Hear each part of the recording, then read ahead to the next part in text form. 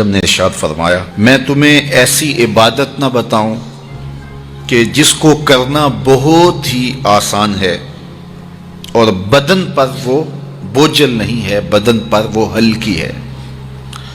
عبادتوں میں مشقت تو اٹھانا پڑتی ہے۔ آپ نماز پڑھنا چاہیں گے تو آپ کو وضو کرنا پڑے گا ٹھنڈے پانی سے، چل کے مسجد جانا پڑے گا، رکوع و سجود ہوں گے۔ روزہ رکھنا ہے تو آپ کو دن بھر کی بھوک کاٹنی پڑے گی، زکوٰۃ دینی ہے، صدقہ کرنا ہے، خون پسینے کی کمائی سے پیسے جدا کرنے پڑیں گے، حج کرنا ہے تو بہت زیادہ مشقت اٹھانی پڑے گی۔ جتنے بھی اعمال ہیں خیر کے، اچھائی کے، ان میں بہت زیادہ مشقت اٹھانا پڑتی ہے۔ یہ طالب علم یہاں پڑھ رہے ہیں، 8 سال کا چلہ کاٹ رہے ہیں، معلمین پڑھا رہے ہیں، صبح تہجد سے اٹھتے ہیں اور شام تک ایک وظیفے میں لگے ہیں، علماء ہیں کام کر رہے ہیں، بہت سارے لوگ، کتنے مشقت والے کام ہیں، تب اللہ کی رضا جا کے نصیب ہوتی ہے۔ لیکن میرے حضور نے فرمایا تمہیں ایک ایسا عمل نہ بتا دوں جس میں بدن بھی نہیں تھکتا اور ہے بھی بڑا آسان؟ اللہ اکبر! فرمایا وہ عمل کون سا ہے؟ الصمت و حسن الخلق، خاموشی اور اچھے اخلاق۔ زیادہ بولنے سے بہتر ہے خاموش رہو، خاموشی میں نجات بھی ہے، ثواب بھی ہے۔ زیادہ بولنے والا جھوٹ بھی بول لیتا ہے، زیادہ بولنے والا گالی گلوچ اور سب و شتم پر بھی اتر آتا ہے، زیادہ بولنے والا کسی کی پگڑی بھی اچھال دیتا ہے، زیادہ بولنے والا غیبت بھی کر لیتا ہے، زیادہ بولنے والا ایسا مزاح کر لیتا ہے جس سے کسی کو تکلیف پہنچے۔ زیادہ بولنے والے سے بہت ساری غلطیاں ہو جاتی ہیں، جو تھوڑا بولے اس سے غلطیاں کم ہوتی ہیں، چونکہ انسان کے زیادہ گناہ جو ہے وہ اس کی زبان کی وجہ سے ہوتے ہیں۔ ایک روایت میں آتا ہے جب صبح ہوتی ہے سارے اعضائے بدنیاں زبان کے آگے ہاتھ جوڑتے ہیں، بی بی تو چپ رہنا، چونکہ بولتی تو ہے اور مصیبت سارے اعضائے بدنیاں کو سہنا پڑتی ہے۔ تو یہ زبان جو ہے اس کی وجہ سے زیادہ گناہ ہوتے ہیں، یا زبان کی وجہ سے، یا انسان کی عصمت کا جوہر جب لٹتا ہے تو پھر اس کے پلے کچھ نہیں رہتا۔ اس لیے میرے حضور نے ارشاد فرمایا، جو تمہاری 2 ٹانگوں کے درمیان اور جو 2 جبڑوں کے درمیان زبان، ان دونوں کی مجھے تم ضمانت دے دو، میں محمد تمہیں جنت کی ضمانت دے دیتا ہوں۔ تو فرمایا کہ میں تمہیں ایسا عمل نہ بتا دوں کہ جو بہت ہی آسان ہے، اور وہ کیا ہے؟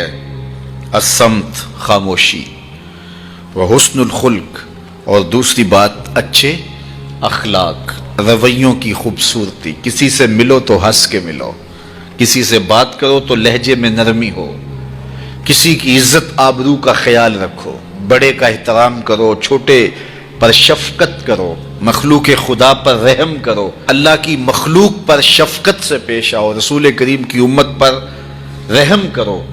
تو یہ ایسا عمل ہے جس پر کوئی مل بھی نہیں لگتا، قیمت بھی نہیں لگتی، بدن بھی نہیں تھکتا، لیکن نامہ اعمال نیکیوں سے بھر جاتا ہے۔ قیامت کے دن نامہ اعمال پر سب سے وزنی جو عمل ہوگا وہ حسن خلق ہوگا۔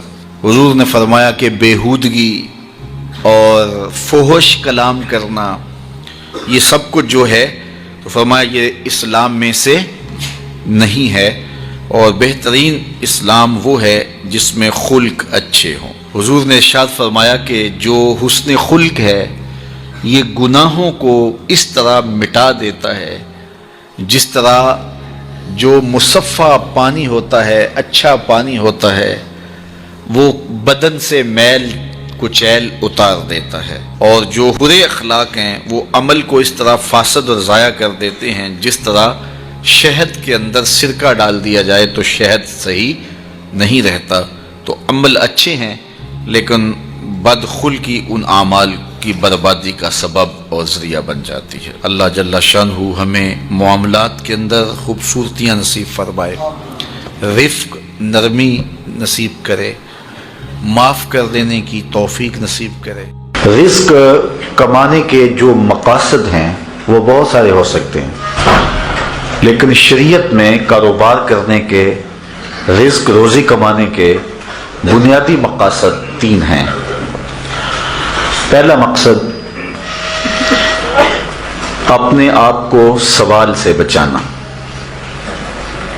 دوسرا مقصد اپنے آپ کو حرام سے بچانا. تیسرا مقصد اپنی اولاد کی کفالت کرنا. یہ بنیادی مقاصد ہیں جن کے لیے رزق کمانا، روزی کمانا ہمارے اوپر لازم ہو جاتا ہے. اور اگر آپ کاروبار کو وسعت دے رہے ہیں، ضرورت سے زیادہ کما رہے ہیں، تو اس کے لیے ایک چوتھی نیت آپ کو ساتھ کرنی ہوگی، اور وہ یہ کہ معاشرے کے کمزور لوگ، رشتہ داروں میں غریب لوگ، میرے ہمسائیگی کے اندر جو غریب لوگ ہیں، یتیما ہیں، مساکین ہیں، معاشرے کے وہ لوگ جو اپاہج ہیں، معذور ہیں، کمانے کی صلاحیت نہیں رکھتے، میں زیادہ مال کما کے ان کی کفالت بھی کر سکوں.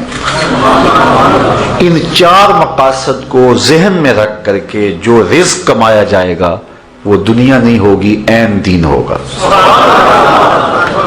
لیکن اگر ان 4 مقاصد کے علاوہ رزق کمانے کا کوئی 5واں مقصد بھی شامل ہو گیا تو وہ ان 4 مقاصد کو بھی دنیا بنا دے گا.